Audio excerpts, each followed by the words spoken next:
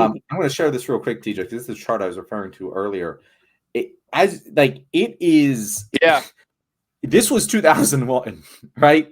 This was I don't know what the fuck happened in the early 90s to make people hate immigrants more than they did post 2001.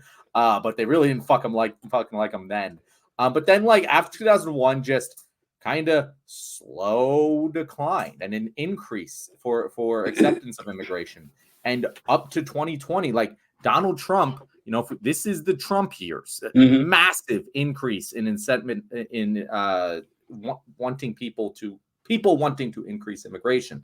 And in 2020, for the first time, it was more than the people who wanted to decrease it. And then it just crashed for no actual reason. There was no change in immigration. There was no like massive surge that was unprecedented. I mean, that's what the news said, but they're always constantly fucking saying that, it's just that no one was championing immigrants anymore. Yes, and everyone was just hearing bad things about them. And Joe Biden, because he was continuing Trump era immigration policies, wasn't providing any alternative path. And so everyone just moved right. And it really sucks.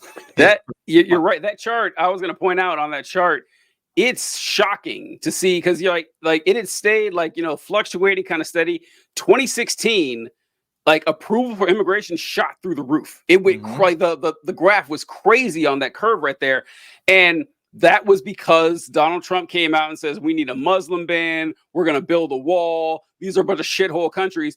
And like proper media and legacy media was just, or even alternative and independent media was this constant stream of people saying, "Whoa, this is disgusting. Like this is not what the United States stands for. Like this is a nation of immigrants. We should be like give me your tired, your poor, your huddled masses." This is what we taught ourselves.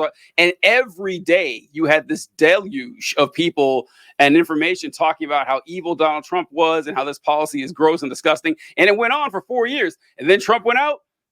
Nothing. And then you saw videos of Border Patrol riding horses and hitting Haitian immigrants with whips. And that's under Joe Biden. You saw the cages were still there. They weren't separating the families anymore. The razor wire. Yeah, razor wire. Yeah. And it's just like, and when the message from the Democrats is, okay, well, we're going to do all the same thing that Trump did, but we're going to take away the moats full of alligators and the drones with missiles on them. And that's the difference. Yeah, it's going to just drop the Senate right back down. And the Republicans never stopped their messaging, though. They kept going. They kept doing it. If you're just a normal person who doesn't really pay too much attention to this and you go, well, the Republicans have been saying that this is a bad thing for a while, and I disagreed with them.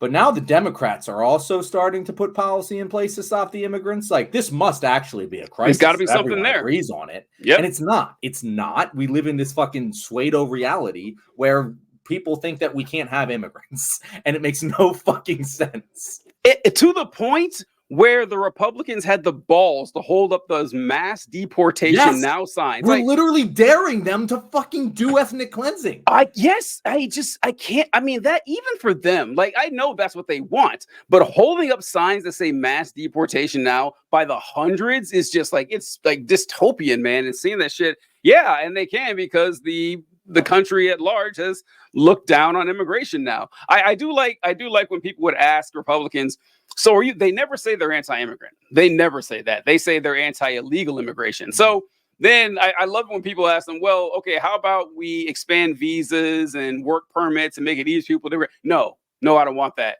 Well, at that point, it would be legal immigration, right? Say, no, that's a bad idea. So, okay, so you actually are anti-immigration. Just stop pretending. Don't bullshit me on this. Oh, what does Kyle say here? Why people began hating immigrants was decades of xenophobic messaging around Muslims, Asians, Latin Americans. We've always had this, and the American zeitgeist, the Chinese Exclusion Act. I think John was referring to the 90s specifically, because there was a big increase in the 90s, right, John? Is that what you said? Yeah. I was trying to think too what that may have been. Specific. I mean, America has always I mean, this chart again. This goes back to 1960, and there was only one period for like a year where more people wanted immigration to increase than decrease.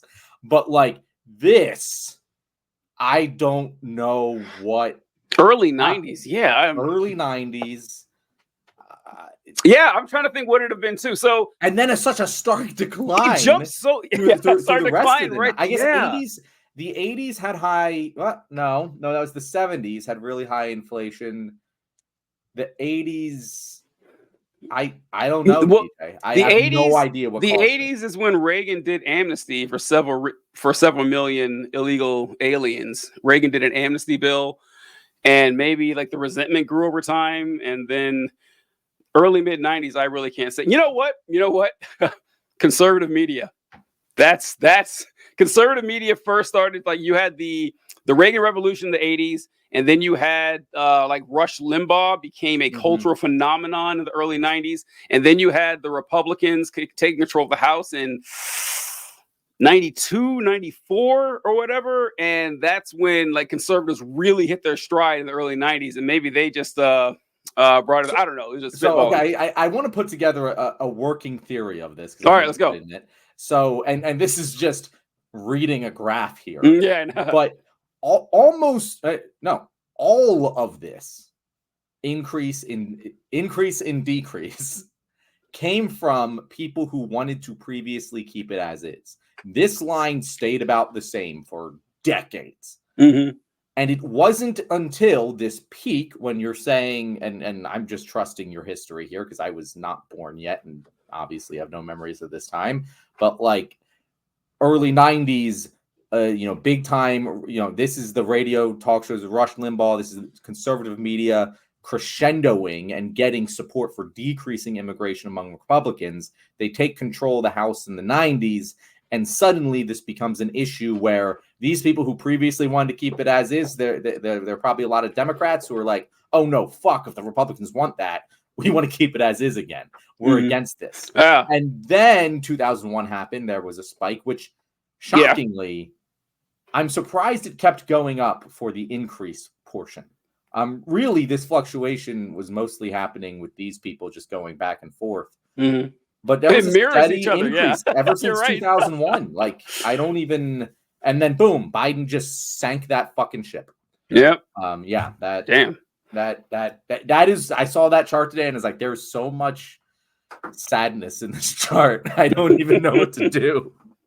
I think there were more non-white people coming to the United States during that time due to NAFTA, air travel, Reagan deregulating media, previous decade, etc.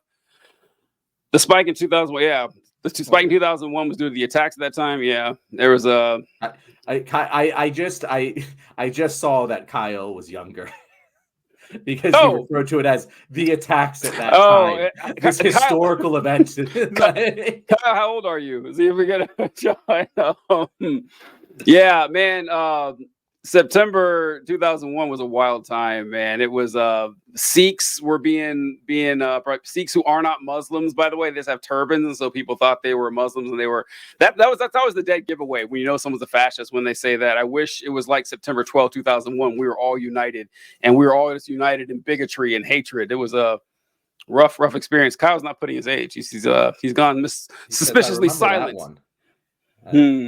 No, I don't know. Kyle, you don't have to tell us. You don't have. We're just curious. Yeah, we're curious. The fact you didn't call it September 11th was like,